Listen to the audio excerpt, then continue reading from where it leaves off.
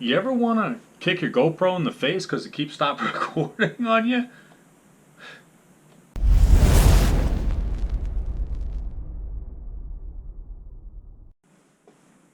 Hey guys, hope everyone's doing well. Hope everyone's being safe with this virus going around.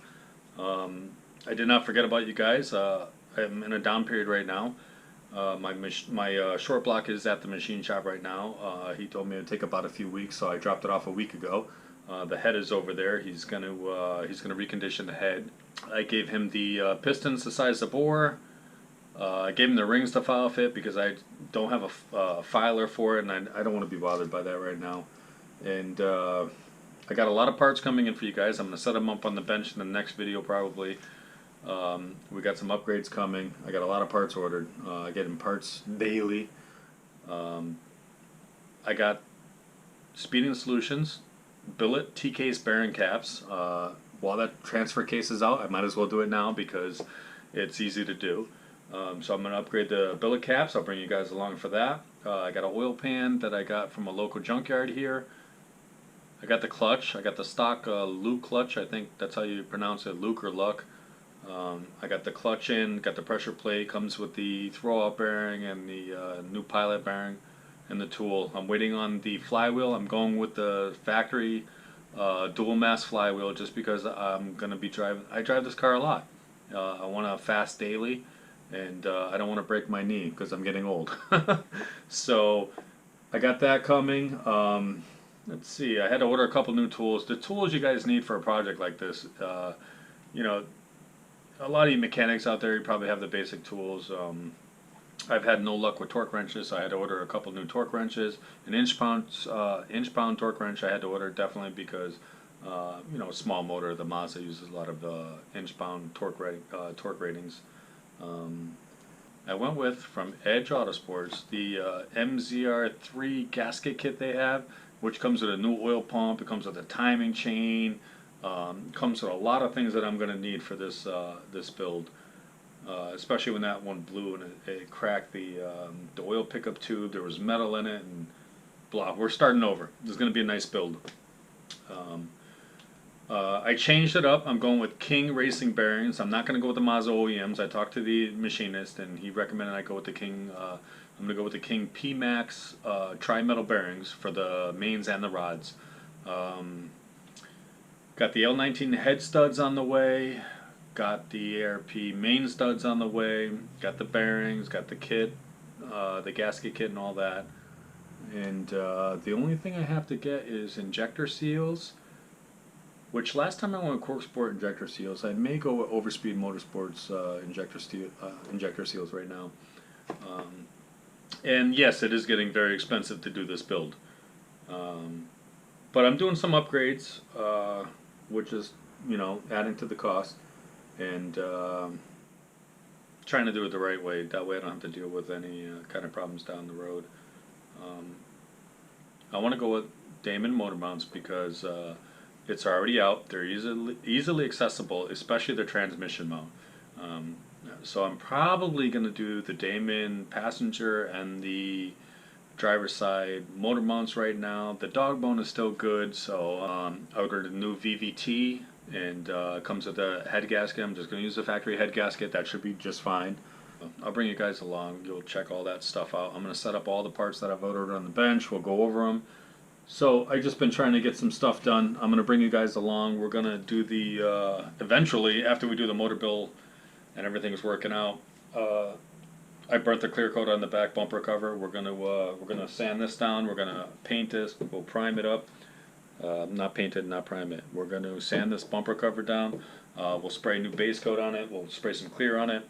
But before I do that, the quarters are a little rusty because I live in New England, and the passenger side is a lot worse than the driver's side. So I might end up having to cut this panel out and welding in a new one. So I might just save the bumper cover for now and do it all at once when I fix the rust on the side quarters. And then whatever else I decide to paint on this thing.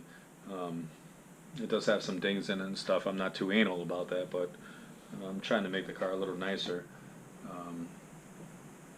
So yeah, we're going to build that motor and I'll bring you guys along and It's going to be a long video, probably a multi-part series, because anybody who's out there who's thinking of doing this themselves, I'm going to try to explain as best as I can so you guys can see. You know, in my downtime I got bored, so I've been trying to do a few things in prep of the motor build. I had a nice day the other day, and I decided to try out some new Duplicolor and metal cast paint. And you know, I'm not a professional, not a professional engine builder, not a professional painter, but I do it and I get good results. If you are striving for perfection, maybe you shouldn't do it yourself. Maybe you should have somebody else do it. I'm happy with the work that I do, so that's all that matters. But I'll give you a little peek of what I did to the timing cover and the valve cover. Just a little peek though. Ready? Oh yeah. That's gonna look nice. Might have to clean up the engine bay now. I tried to clean off my bench. You guys have seen that. That's a mess. What I work in here is a single car garage. That's what I'm blessed with. It's I did put an addition on the back of it. This garage is a 14 by 28 with a single door. So I only have one car that I could fit in here and a lot of room to work around. When you work on projects, things get tossed, you know that, and tools get everywhere. So I've been lacking in my cleaning, so I'm going to get that all cleaned up. We're going to build the motor on the bench over here, and yeah, we'll go from there. So bear with me. I'm waiting for the motor to come back from the machine shop. We'll assemble it. My excitement is growing. I got to get this thing built, because every time I start a project, I just got to finish it. So unfinished projects are not good with me. They don't sit right. One thing that I really want to do with this car, and I don't know why all of a sudden I'm annoyed by it, is I need a nice set of wheels on this car. The factory wheels aren't doing it for me no more. When I bought this car, they have new tires. The tires are pretty new, so that's not a big deal. But if I go with new wheels, I'm going to have to get different tires. So what I'm looking to do is, when I get the engine built, after all this craziness stops, I'm looking to go with some wheels. And I need you guys' help, because every time I try to pick out wheels for a car, it takes forever, because I'm very, very, very picky about my wheels on my car. Now, I've seen a couple Mazdaspeed6s. Some had the ESR SR12 wheels on them, and I don't want black wheels or you know, the flat black with the chromium colors they have. I want hyper silver wheels. So I was looking at the ESR SR12s in 18 inches, or I would like to have the XXR 530s, but I can't seem to find them in hyper silver now. Looks like they're sold out everywhere, which is a cheaper wheel. But wheels aren't a big deal right now. We got to get the motor fixed, get this car going, so I could get you guys some footage. And then we'll go from there. We'll clean it up and we'll do some appearance modes. We'll go with a JDM badgeless grill up front. I love that thing. I started fixing some rust on the hood. It's not bad actually for this hood, just on the passenger side on the lip. So I cut that all out. I welded in some new metal. But I got to get the bumper cover back on there to tool the edge to make sure it's all right and follows the curve of the headlights. So that's old, but yeah, we got to get the engine built. And then we'll go from there. So everybody take care, be safe, and I'll see you in the next video.